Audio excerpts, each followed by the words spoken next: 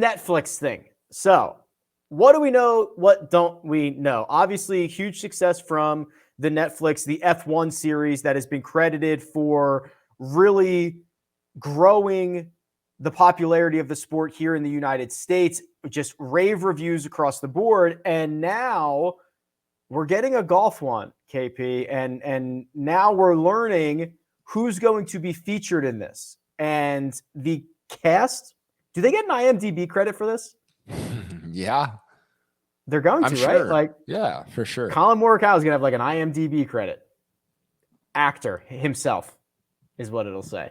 But it's an absolutely I mean, it's like 5 of the top 7 players in the world. Jordan Spieth, all 4 majors, including Augusta National. Everybody's in, except someone we'll talk about in a second. But this is, I have no idea what to expect. I don't know how it's going to work, but a lot of buy-in so far. 1 to 10, how shocked were you by how many top guys they got? I'm shocked because I generally have low expectations. I generally expect to be disappointed most of the time, which is probably a personal problem that I have. Yeah, it's probably like I should talk to somebody about that. But when you think about it and what we know about it, you know, this style of documentary from Netflix, obviously very positive reviews. And when you are an independent contractor, and you are at the level of the top guys, the vast majority of your money is coming from off the course. So you would want to be featured in something that will hopefully be as popular and successful as the F1 version of this. So from that angle, I'm not surprised that they were able to get everybody. Yeah, I was shocked. I got to say that they got like Spieth. That's stunning.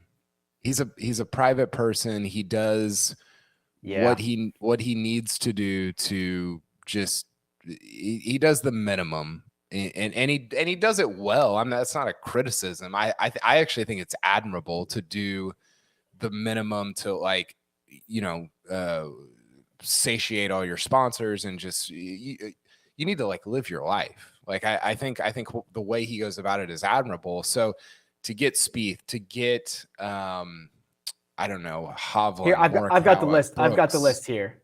Yeah. Take it. So alphabetically: Abraham Answer, Daniel Berger, Cameron Champ, Joel Damon, Tony Finau, Matt Fitzpatrick, Tommy Fleetwood, Ricky Fowler, Sergio Garcia, Harry Higgs, Max Homa, Victor Hovland, Dustin Johnson, Brooks Koepka, Colin Morikawa, Kevin Na, that man in first place right now, Mito Pereira, love that, Ian Poulter, Xander, Jordan Spieth, Justin Thomas, and Bubba Watson. Mudball. There you go.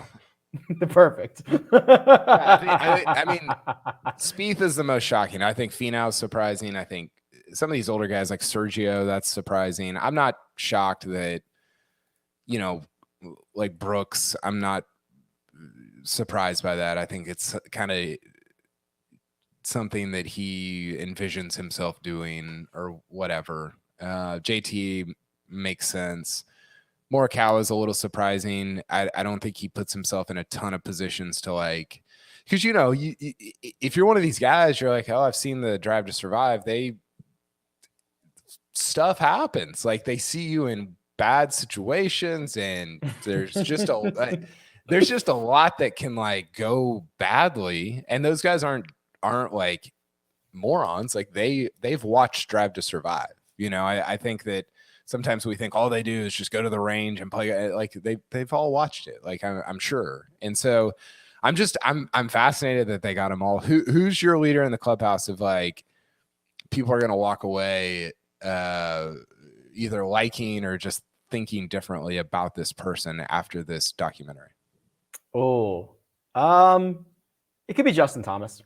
I think Justin Thomas is, you know, he's obviously had his issues in the past, but he's had his really big moments of, like, I love me some me. I think he walks the line. I think he could come off like a fiery, pompous villain, or I think he could come off as like Captain America, lovable, perfect, America's child. I think he could come off in either direction.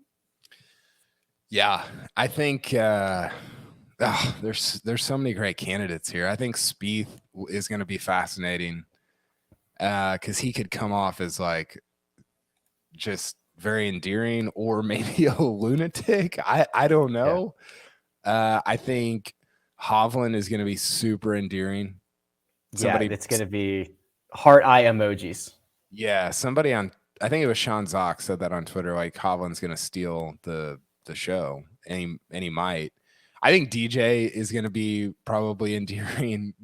It just depends on how it gets framed, what moments they capture, right. It's going to actually depend on how the season shakes out, right? Because like when you get these guys in contention or you get them in the heat of the moment, like, if Tommy Fleetwood never gets into the heat of the moment, we're like never going to see Tommy Fleetwood or whatever, right? So it's I don't know. It's going to be a lot of luck, but yeah, some of these guys. Would you rather have it like this style documentary, or you just take these 20 guys and you put them in like a Big Brother house and do it like a reality television show?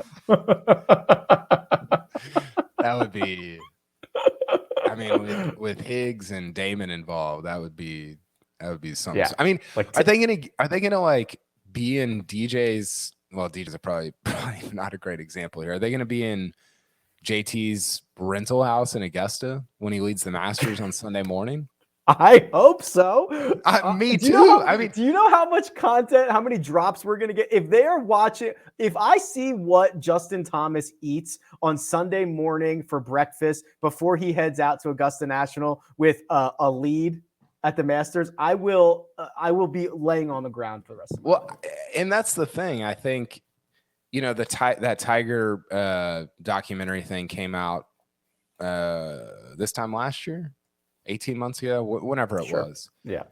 I saw bits and pieces. I never really watched the whole thing, but this is like, to me, this is something that I am unbelievably compelled by. If it's done well, like I will watch every second of this, the second it comes out, and I'll probably rewatch it, honestly. Like if it's done really well. And maybe that's just like being prisoner of the moment. Maybe it's because like I'm also covering these guys. I don't know what it is, but the fact that they got them all, like I'm very like drawn to this, even though, which I think you were going to mention, I wish they would have gotten 2 of Bryson, Rahm, and Rory.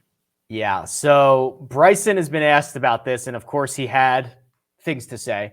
The quote from Bryson DeChambeau, quote, "There's a lot of great people on there. If I was to go on there, yeah, it would be cool to see, but I feel like there's a lot more interesting stories. You've got Harry Higgs, you've got numerous others. I don't want to take the light away from them for their potential growth, to grow themselves in a manner that's unique to them, where they're already pretty far behind. They have the opportunity to grow a lot more than I do in that regard." End quote from Bryson. I mean, like, you don't have to say that. Like, you don't, like, he was doing so good until he got to the last sentence and a half. I also thought it was kind of weird that he said you got Harry Higgs and you've got numerous others. Like, that was just I think they played on the same college team for a little while, but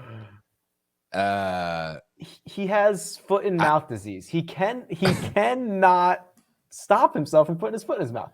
It doesn't even like I don't even really get it. Is it like because they don't have YouTube channels, or like what's the? I mean, Ricky Fowler's got 3 times as many followers as Bryson does, right? Yes, I don't know what his metrics are for that. I mean he's not wrong. He's not wrong, but I don't think you say it. Well, but he acts like yeah, maybe he's not wrong, but he's also not. He acts like he's this he acts like he's like a marketing guru. Like he's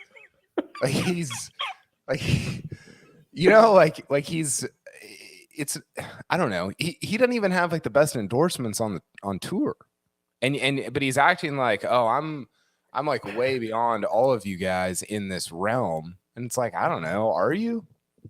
It was just like a bizarre, not that he ever says anything normal, but it was just a very bizarre like path to take. Yeah, so no Bryson, no John Rahm, no Rory McIlroy. Would have been cool to see those guys, but I think we're gonna. I'm just hoping we get anything close to Drive to Survive. Do you think Bryson edits his own YouTube videos?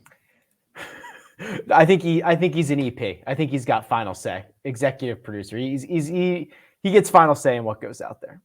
He's almost like the. Did you ever see the sketch on Saturday Night Live of the woman who was like just one-upped everybody?